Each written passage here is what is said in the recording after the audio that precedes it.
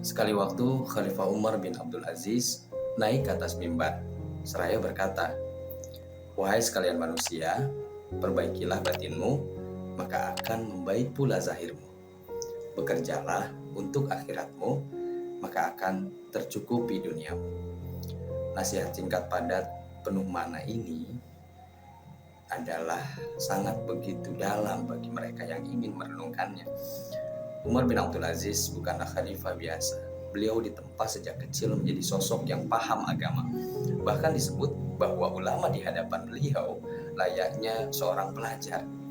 Ketika Umar bin Abdul Aziz menganjurkan agar memperbaiki batin, sesungguhnya beliau mengingatkan kita betapa yang Allah pandang adalah hati kita, bukan rupa kita, bukan harta dan jabatan kita.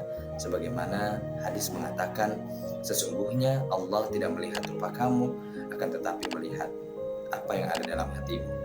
Memperbaiki batin berarti memintal ulang benang-benang niat dari sumbernya.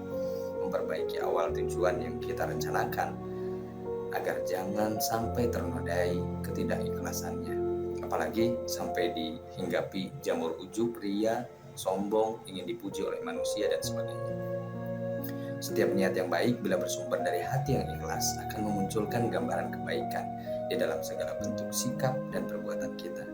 Hati yang jujur apa adanya, bukan ada apanya, akan menampilkan sikap yang jujur pula, jauh dari kepura-puraan dan kemunafikan. Hati yang baik akan selalu menolong sesama, bukan mencelakakannya. Hati yang lembut akan membawa keindahan sikap di hadapan manusia. Di dalam satu hadis diriwayatkan oleh baginda Nabi Muhammad SAW bersabda, "Tidaklah kelembutan pada sesuatu kecuali akan membuatnya lebih indah, dan tidaklah kekerasan itu bila diletakkan pada sesuatu kecuali akan menghancurkannya. Semua berasal dari dalam hati dan jiwa kita. Maka perbaiki hal ini terlebih dahulu." Sama-sama yuk. Lalu Umar bin Abdul Aziz berpesan kepada umat agar bekerja untuk akhirat, maka akan dicukupkan kebutuhan dunianya. Apakah nasihat ini menganjurkan kita agar bekerja di bidang urusan akhirat saja? Oh enggak.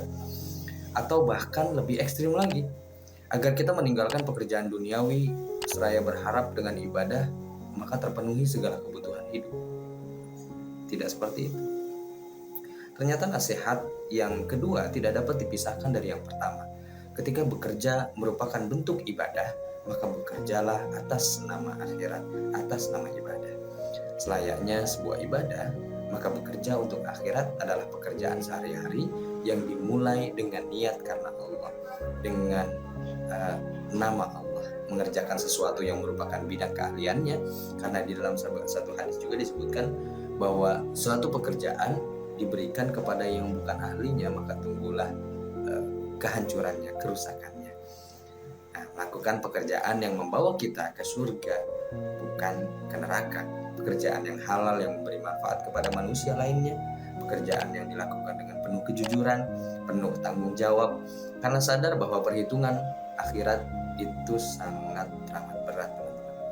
Bukan pekerjaan yang membodohi manusia, menipu mereka, menipu manusia dengan merusak apa yang Allah perintahkan untuk dijaga, tapi malah dirusak. Bekerja untuk akhirat adalah bekerja demi mendapatkan akhirat, mendapatkan kebahagiaan di akhirat, mendapat ampunan di akhirat, mendapat kemudahan di akhirat, mendapatkan ridhonya Allah Subhanahu wa Ta'ala. Bukan bekerja hanya untuk mendapatkan nikmat dunia saja yang berorientasi untuk menghalalkan segala cara, meski melanggar banyak aturan-aturannya. Begitu indah nasihat dari Umar bin Abdul Aziz ini, mendalam juga pembahasannya, luas juga pemahamannya. Kita berdoa pada Allah, semoga Allah Subhanahu wa Ta'ala selalu menjaga hati kita dan memudahkan segala urusan kita semua. Terima kasih. Selamat malam. Assalamualaikum warahmatullahi wabarakatuh.